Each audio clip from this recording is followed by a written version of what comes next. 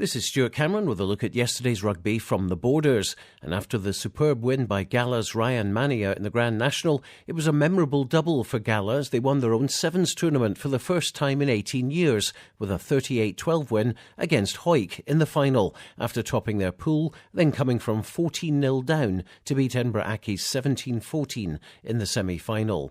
Here's Gala captain George Graham, who was delighted. It's unbelievable, Stuart. I was just saying over Stuart there, I can't put it into words, to be honest. It's a big surprise. I mean, we've obviously worked hard for it, but to come away with a win the way we did against Hawick, who are a top quality side at Sevens, is very pleasing. What a day for Gala, winning the Grand National and now winning your own Sevens. I know there's a few boys were in watching the race, and it was I was just saying as well, the Gala bookies are going to be spewing today, I think, because they're going to have lost quite a bit of money. I put a few quid on him as myself. So you're top of the table, which is always nice to see. Obviously one down, but there's still 9 to go. You move on to the Melrose Sevens now, and I've always said Gala have underperformed in the Sevens in the last few years. Maybe it's time for the new era. We were saying before, I mean, over the past years, we've got the bunch of players we've got there. It's one of the top teams we're gonna get, and there's a few players on the fringes if there's any injuries happen. So if we can keep that group of 10 boys and then keep plodding away and getting fitter and getting better skills and stuff in the Sevens, who knows what we could do. We'll go to Melrose, head held high, keep plugging away, and we'll see what happens. Hopefully we'll get past the first round. I mean, the first tie is always the hardest. Get it out of the way and then we'll see what comes after that.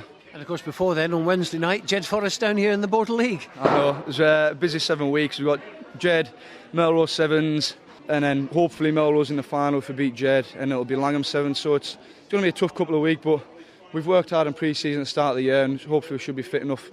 We'll keep going. And I think it's fair to say that the Kings of the Sevens this year probably wide open. Definitely. It was saying before, there's a lot of good players in all the Sevens teams, a lot of good players, and then it happened. We got better and better after every game, and I think the other teams will do the same. If all the boys stay together in each team, it could be an interesting Kings of Sevens. Definitely be a good competition. You can watch the highlights of the final between Gala and Hawick on Borders Rugby television at bordersrugby.net, which will be online later on today. Well, earlier in the day, Melrose came back from 27-10 down in the second half to win their final league game of the season by 32-27 against Aberdeen Grammar at the Greenyards. That win gave them a 6th place finish in the table, and with Dundee losing 43-40 to Stirling County after giving up a 30-19 lead, it's Stirling County and Edinburgh Accies who grabbed the British and Irish Cup places. Dundee's loss means they'll take on Hawick at a neutral venue at the end of the month to see who plays in the Premiership next season. Melrose's 4 tries went to Graham Dodds, Richard Ferguson, Callum Anderson and Joe Helps, who also kicked 3 conversions and a couple of penalties. Playing his last game at the Greenyards in a Melrose jersey was hooker Wayne Mitchell. Absolutely delighted, yeah. I mean, we controlled the game the first sort of half, and I thought we were well up for maybe pushing on in the second half, but credit to Aberdeen, really tough team, good pack. We just sort of fell asleep for the first 10-15 minutes of the second half, so delighted with the comeback. The boys are awesome at the end, so pleased not have to play Hawick, to be honest, at Gala again, because we're kind of at Gala quite a lot at the minute, but just pleased not to be in the playoff, to be honest. Is this really the end? Was today your last outing here? It definitely is. My wife's due again in 5 weeks, so that'll be my 3rd child, so I kind of better spend a wee bit of time at home. I think she's getting a wee bit fed up with having to look after the kids every weekend and Tuesday, Thursday night. So I've had a great time here. I've always played at Melrose and just loved every minute. On Friday night, Selkirk played out their last game of the season in the National League with a 40-19 win over Stuart's Melville to finish in 4th place. There were 9 tries in all, 6 for the suitors, from Gavin Craig, Andrew Rennick, Eddie Turner, Matt Kissick, James Bett and John Everett, with Rory Banks converting 5 of them. And the Gavin Craig score, covering the length of the pitch, is well worth a look. You can see all the scores on Borders Rugby TV online now. The game was the last in charge for coach Brian Cassidy. Brian, a good farewell. It was, aye. No, I'm proud of the boys. Always been proud of them. Again, they're putting a good shift tonight, so everybody's going to be happy, and that's the main thing. Overall thoughts on the season, finishing in the top 4 there? Yeah, it was good, because as I say, I take my hat off to the boys, because kind of fell away a wee bit with some poor results against the teams that were at the bottom there. It could have been better, but you cannot take my hat off to the work ethic and the effort the pride of these boys show, and that's what it's all about. If you've not got that, you've got nothing.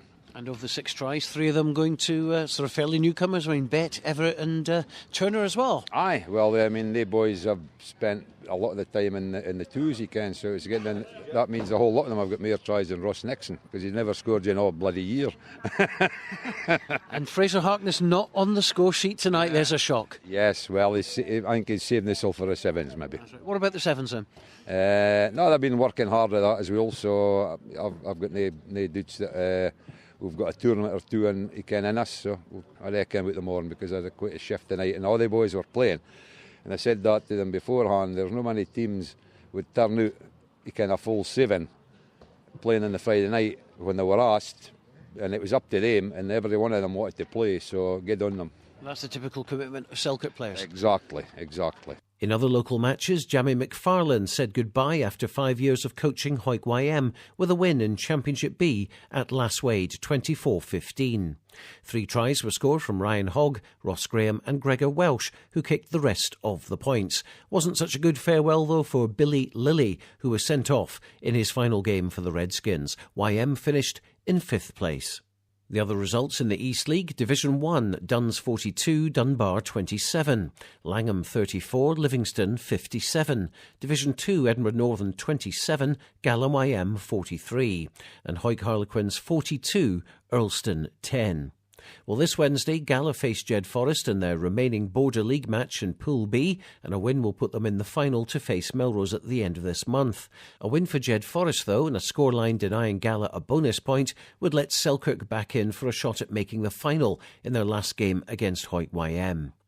Next Saturday, of course, it's the world-famous Melrose Sevens event. Radio Borders will be bringing you live coverage from the Green Yards. With all Premiership, National League and Championship games now played by our 8 senior teams in the Borders, it means the Borders rugby rankings are now complete, and it's congratulations to Peebles, who have won a clean sweep of all 4 team categories, with most league points, most league tries and the best attack and defence from all the clubs. John Coots of Hawick YM and then Hawick tops the try-scoring lists with 18, one ahead of Peebles' James Hamara, with Hawick's Lee Armstrong and Connor Blythe of Peebles in joint third with 13 tries in the league this season. Peebles' Greg Rayburn, in his last match of the season, overtook Gala's Lee Miller to top the point-scoring list with 245 in the league. Miller ended on 222, with Hawick's Neil Rennick third with 180. For all the latest news, results, fixtures, video, audio and rankings, go to bordersrugby.net.